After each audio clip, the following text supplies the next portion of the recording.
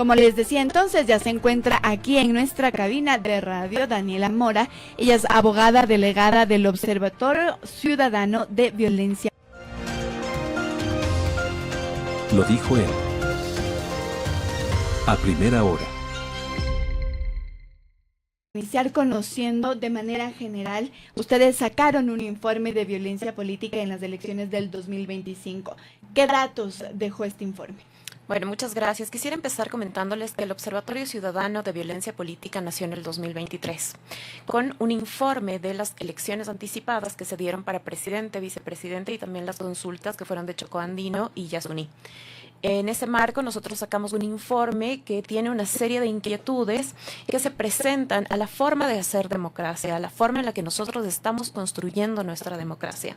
Y en ese informe se sacaron una serie de observaciones, pero también de recomendaciones para mejorar el sistema democrático, en virtud de que estábamos viendo un incremento de la violencia a nivel nacional, de cómo se ejerce la violencia, no solamente en niveles muy generales, sino en tres grandes grupos. El primero, que tiene que ver con la violencia contra la vida, atentados contra la vida y la integridad física. La segunda, que es un tipo de violencia que la vemos permanentemente en redes sociales, específicamente, que es la violencia política por razones de género. Y la tercera, aquellos actos que atentan contra la integridad de las personas. Y en ese sentido sacamos datos que recogen de manera cuantitativa la primera forma de violencia que les había comentado, haciendo una recopilación de datos, de informes, de noticias, un levantamiento de fuentes secundarias de información para recopilar la cantidad de secuestros, por ejemplo, asesinatos, extorsiones, este tipo de violencias hacia candidatos, pero también hacia funcionarios públicos, también hacia ex autoridades, también a asambleístas, también a todo este tipo de liderazgos o a diversas formas de liderazgos políticos.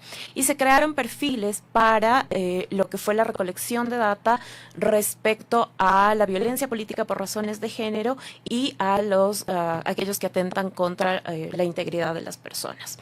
Y en ese sentido creamos perfiles ideales sobre cuáles son los tipos de violencia más generales que se dan sobre ciertas personas que están en la palestra pública, y encontramos, por ejemplo, que dentro de la violencia política por razones de género, que se basa en estereotipos muy puntuales como la sexualización, la emocionalidad, el vínculo, por ejemplo, con hombres políticos del partido, y respecto a los otros que atacan a temas de raza, etnia, pertenencia socioeconómica y a datos por el estilo, ¿no? Entonces, el informe, como les comentaba, recoge todos estos datos y tenemos diversas tablas que muestran cómo fue la experiencia de estas elecciones, que fue un periodo electoral largo, a diferencia de lo que fue en el 2023, que fue un periodo anómalo, por decirlo de alguna manera, pero que nos presenta datos que son extremadamente preocupantes. Por ejemplo, tenemos entre las elecciones anticipadas y las elecciones generales del 2025, en un tema de asesinatos, una diferencia de 13 a 46. ¡Wow! Es decir, a 46 asesinatos de quienes estaban postulando tal vez para una candidatura. De diversos tipos de liderazgo. Me voy a permitir leer los tipos de liderazgo, si no se me queda ninguno fuera. Liderazgos políticos, liderazgos de opinión, funcionarios públicos. También incluimos a policía y fuerzas armadas, exfuncionarios públicos y víctimas colaterales. Todo esto en el sentido de que todo este periodo ha sido o nos hemos enmarcado dentro de lo que han sido estados de excepción, por ejemplo, la militarización de algunas zonas del país. Obviamente no podíamos dejar por fuera temas de funcionarios policiales, que también es importante hacer una revisión de qué es lo que está pasando, porque el informe recoge una de las observaciones más preocupantes, y es cómo ha permeado el crimen organizado en la forma del quehacer político. Y eso es algo que nosotros recogemos como como una preocupación que debe tomarse como prioridad. Entonces encontramos, por ejemplo, este tipo de cuadros donde obviamente vemos con absoluta preocupación que los planes para que esto no suceda, ¿no? La implementación del Plan Fénix, por ejemplo, no ha dado el resultado esperado. Y tenemos este tipo de incrementos preocupantes, pero no solamente eso, tenemos agresiones físicas, tenemos amenazas, tenemos atentados y secuestros, que de alguna manera hemos normalizado esta forma del quehacer político y en algún punto nos dejó de llamar la atención. Es decir, aparecen noticias todos los días de funcionarios públicos asesinados, desaparecidos, secuestrados. Tuvimos recientemente la noticia de una autoridad que fue secuestrada y también del familiar de una autoridad que está en este momento en el poder y también había sido secuestrada, pero no fue una noticia que hubiera llegado a un nivel de conmoción ciudadana como para exigir una respuesta frente a esto, porque frente a un secuestro o frente a un asesinato nos parece que ya es parte del quehacer. Hemos normalizado una forma muy violenta de ejercer la política y eso es preocupante. La preocupación de parte de ustedes como agrupación, y había revisado yo el informe que nos proporcionaron, las cifras son muy elevadas en torno a estas fechas en las que se inició la campaña política, el desarrollo de la campaña política. Ustedes incluyen en esos cuadros algunos datos en torno también a temas de redes sociales. ¿Cómo está eso en relación a que en la temporada electoral las redes sociales se tensan? Todo el mundo está tenso en redes sociales y las agresiones verbales, las injurias, el aparecimiento de cuentas troles. ¿Cómo está eso? ¿Qué análisis tienen ustedes en torno a la situación de la política, de las agresiones, especialmente a mujeres, que también se revisó los datos? ¿Cómo está eso? ¿Cómo ven ustedes y cuáles son las recomendaciones que se hacen para poder reducir este nivel tan elevado de violencia política en el país? Sí, bueno, las redes sociales son una herramienta muy valiosa para la democratización de la información. Nosotros consideramos que este tipo de herramientas hacen mucho más fácil que las noticias nos lleguen a todos, que podamos estar informados todo el tiempo y que de hecho también hay un compromiso ciudadano de informar. Muchas personas tienen su cámara a la mano, su teléfono a la mano y están informando todo el tiempo de qué es lo que está sucediendo y eso es una herramienta muy valiosa. Sin embargo, sí, en redes sociales encontramos una forma de expresarnos que avala discursos de odio en muchas situaciones. Respecto a la violencia política por razones de género, es una cosa preocupante en el sentido de que las redes sociales, al mismo tiempo de ser una herramienta muy valiosa, permiten un anonimato que llega a ser peligroso. Cualquiera puede crear una cuenta y no ponerle un nombre, no ponerle un rostro y avalarse de eso para hacer comentarios que, por ejemplo, perpetúan estereotipos de género o que reducen a las personas respecto a los estereotipos de género. Lo que hablabas respecto a la violencia política, nosotros, por ejemplo, hicimos un levantamiento de cuál es el tipo de estereotipo que más se ha repetido sobre las mujeres candidatas o las mujeres que están en el panorama político. Y, por ejemplo, es una cosa muy llamativa que el estereotipo número 1 que se utiliza en redes sociales es el de la sexualización. Se toma las imágenes de candidatas o mujeres vinculadas al quehacer político y se las sexualiza o se las desnuda con inteligencia artificial o se las presenta como si el físico fuera lo más relevante o lo único que tienen que aportar o se las pone una al lado de la otra a comparar cuál es más bella, ¿no es cierto? Y en ese sentido darles más validez. Pero otro de los estereotipos en los que más se cae y uno de los que levantamos también es el de la apariencia física, que va muy de la mano. Si tú luces de una u otra manera, eres catalogada de cierta forma, ¿no es cierto? Eres más valioso, más inteligente, menos inteligente, tienes más que aportar o menos que aportar. Y entonces estos discursos se reproducen sin que sean algo que realmente sume a la discusión política. Pero otro, por ejemplo, es la emocionalidad, que si somos histéricas, que si no somos histéricas, que si levantamos un poco la voz, entonces nos salimos de todo lo que se espera de nosotros. Pero uno de los estereotipos también que más se vio en estas elecciones fue el vínculo que tienen las mujeres con los hombres líderes de su partido, que si tal mujer es la moza, digámoslo así, que si tal mujer es o que tiene determinado vínculo, ¿no es cierto? Incluso se llegó a atacar la maternidad de algunas de las candidatas en el sentido de decir como si fuera parte de la discusión política o por ser un funcionario o por estar en esta palestra, se tuviera que poner todo frente a la opinión pública, como que ese tipo de discursos pudieran ser avalados por la opinión política, ¿no es cierto? Y que formaron gran parte de la discusión, porque sí, en el informe nosotros también lo hemos incluido, incluso se llamó a personas que no tenían nada que ver con la vida personal de una de las candidatas a sentarse en un panel de personas a hablar sobre la paternidad del hijo de esta candidata.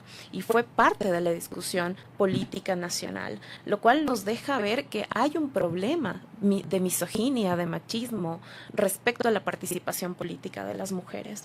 Y dentro del informe también tenemos justamente sobre eso, que hay que hacer un control respecto a lo que se dice en redes sociales. Es decir, no un tipo de censura, pero sí, por ejemplo, podríamos hacer una verificación de las noticias falsas. Ahora es muy usual que cualquier noticia se presenta sin verificación y hay actores de la comunicación o personas que tienen grandes plataformas que se han dedicado a difundir noticias sin verificación, que se han dedicado a difundir, por ejemplo, temas de estereotipos, ¿no es cierto? Antes de ir ya al tema de la verificación, quisiera retomar lo que usted nos acaba de decir sobre expresamente esto de violencia política por razones de género, y si es que en este informe se han incluido también las denuncias que se han interpuesto en el Tribunal Contencioso Electoral respecto de aquello. Y le pregunto esto también porque hubo muchos análisis dentro de redes sociales de si era o no era violencia política de género, de si se estaba acusando a tal o cual autoridad por violencia política de género, pero solo se estaba, no sé, diciendo que cumpla con su trabajo, etcétera. Hubo muchos análisis respecto de qué es y qué no es. ¿Eso se ha incluido también dentro del informe? Sí, lo hemos incluido, de hecho lo tengo aquí. Y nosotros, por ejemplo, hicimos un análisis y solicitamos información, de hecho, al tribunal desde el 2020 al 2025 y sabemos que en ese periodo, en estos 5 años, han habido una interposición total de 63 denuncias por violencia política por razones de género. De esas, por ejemplo, en el 2025 hasta la fecha del informe, ninguna estaba en trámite. Pero me gustaría aclarar que la figura de la violencia política por razones de género es una figura creada no para la persecución política del enemigo político, ¿no es cierto? Es una figura que se interpuso para que las mujeres tengamos una participación libre de violencia en política. Hemos hecho un análisis y se ha hablado muchísimo esto a lo largo no solamente de este periodo electoral, de que las mujeres sufrimos un tipo de violencia que muchas veces está tan normalizada, está tan naturalizada, que no se ve, que no se percibe, o que cuando uno denuncia nos tildan de exageradas, por ejemplo, ¿no es cierto?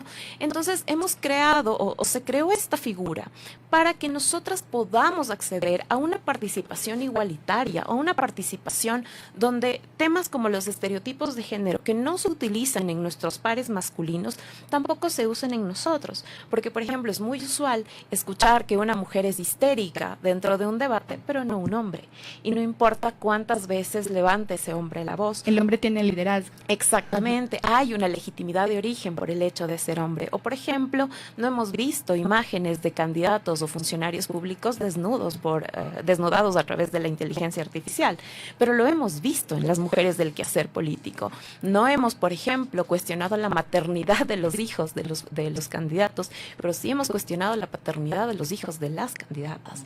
Y en ese sentido, esta figura de la violencia política por razones de género sí es una herramienta que a nosotras nos debería facilitar el acceso a una política libre de violencia. Hay un cuestionamiento respecto a qué es lo que estamos haciendo a través de esta figura, ¿no? Que parecería ahora transformarse en una suerte de herramienta que permite la persecución, y lo hemos puesto de esta manera porque lo que requerimos es que se vuelva a tener legitimidad y también que volvamos a creer en las instituciones que están a cargo de ejercer justicia en este sentido. Está puesto en el informe, sí. Dentro de este tema de la necesidad de regular o no las redes sociales en torno a evitar la violencia política de género, ¿ustedes estarían de acuerdo en una limitación o digámoslo así, una limitación de las redes sociales para evitar este tema del anonimato, el tema de los trolls? ¿Cómo ven ustedes en esa perspectiva la necesidad de un control de las redes sociales? Eso en primera instancia. Y en segundo, sobre esto último que usted mencionaba, del tema de el abuso en la presentación de los recursos ante el Tribunal Contencioso Electoral sobre violencia política de género. ¿Qué se debería hacer para evitar este abuso? ¿Qué es lo que se necesita? ¿Se necesita una reforma legal para que no se sobrepase el tema de utilizar ese recurso como una vendetta política? ¿Qué es lo que ustedes ven dentro de su informe? Gracias. Respecto a lo primero que preguntaban, está en la recomendación 7 del informe y es una educación ciudadana y cultura democrática, ¿no? Que eso le atañe tanto a la sociedad civil como a los medios de comunicación como al CNE, por ejemplo, ¿no es cierto? Y es que nosotros necesitamos, para mí, más que la regulación, es campañas, por ejemplo, de concientización, también una promoción de debates con enfoque de derechos, porque, por ejemplo, no hay un plan nacional articulado de educación cívica, hay una falta de impacto en las zonas de mayor conflictividad y desinformación, ¿cierto? Entonces, más allá de la limitación, lo que debemos es asumir también una parte de responsabilidad y también ver la necesidad de capacitarnos en este sentido y cuestionarnos. Por ejemplo, quienes tenemos plataformas, ¿no es cierto?, quienes estamos en medios, quienes tenemos acceso a una plataforma amplia, lo que deberíamos hacer es cuestionarnos si lo que estamos brindando como información primero está verificado, ¿no? Si no está partiendo de un sesgo, por ejemplo. Preguntémonos si dentro de la violencia política por razones de género estamos haciendo un análisis de qué es lo que estamos diciendo frente a esas plataformas y no magnifiquemos los discursos de odio, no magnifiquemos los discursos que son sexistas, que son misóginos, que podrían tener esta carga, porque obviamente la limitación es muy complicada, la regulación a través de leyes, de decretos, de normativa es compleja y aparte se caería en una cierta suerte de censura y eso es lo que no queremos, pero sí queremos que haya una sociedad informada, que haya información verificada, que podamos elevar el debate y no caer en esto que muchas veces es tentador porque obviamente genera interés por parte de la ciudadanía. Si alguien publica algún tipo de cosa que tenga cierto contenido morboso, es muy fácil caer en la tentación de reproducir esos discursos de odio. Hay un subregistro tal vez de lo que ustedes tienen en este informe y le pregunto por acá, Grace Jiménez, muchísimas gracias por esta consulta, nos dice qué pasa por ejemplo cuando las mujeres han sufrido violencia política de género sin ser autoridades ni candidatas, pero también en un entorno, digamos, de política, si se quiere, ¿verdad? Ser asesora hoy a muchas mujeres les ha costado la carrera y su vida, nos dice, y han tenido que pasar experiencias muy duras. Y nuevamente entonces vuelvo a la pregunta, si este informe tal vez tiene un subregistro, no son solo, por ejemplo, estos 44 casos de expresiones violentas contra mujeres políticas que registra el informe, sino podría haber más, doctora. Sí, por supuesto. Bueno, también hay que considerar que la legislación es amplia respecto a quienes protege la violencia política de género, ¿no es cierto? Me parece que está en el artículo 280 del Código de la Democracia, lo voy a verificar en este momento. Y es que sí, como ya lo decía, muchos de los casos de violencia política por razones de género generalmente pasan debajo de un velo de normalización. Decir ciertas cosas o utilizar ciertas plataformas para atacar respecto a estereotipos de género se ve como algo que es parte del quehacer político. Tenemos esta idea de que quien entra al debate político, quien entra al debate público, tiene que aguantar, ¿no es cierto? Te metes a eso, ahora tienes que aguantar, como si la violencia fuera parte del quehacer normal de la política y realmente no es así. Entonces, obviamente, hay un subregistro y tomemos en cuenta que el informe también es digamos, se elaboró de manera bastante artesanal. Somos observadores que estamos alrededor del Ecuador levantando información de las fuentes que tenemos a la mano. Lo que sí nos gustaría es que esto se haga desde el Estado, por ejemplo, que haya un levantamiento de información adecuado que permita la articulación de varias entidades vinculadas a este sistema para hacer un levantamiento de información y no caer en este subregistro. Pero sí, realmente nos enfrentamos a la posibilidad de haber dejado por fuera muchos de los casos y en el informe hemos levantado, por ejemplo, dentro del periodo electoral aquellas mujeres que fueron más visibles o que generalmente son blancos de ataque. Bien, muy bien. Bueno, le queremos agradecer muchísimo a la doctora Daniela Mora. Ella es abogada, delegada del Observatorio Ciudadano de Violencia Política. Hemos hablado sobre estos informes, este informe que elevan ellos son preocupantes las cifras. Hay que trabajar en el tema de eliminar esto de la violencia política de género en el país, sin lugar a dudas, Andreita. Así es, muchísimas gracias nuevamente Daniela Mora, abogada delegada del Observatorio Ciudadana de Violencia Política. Muchísimas gracias. Gracias a ustedes. Primera plana. Todas las noticias, todas las voces.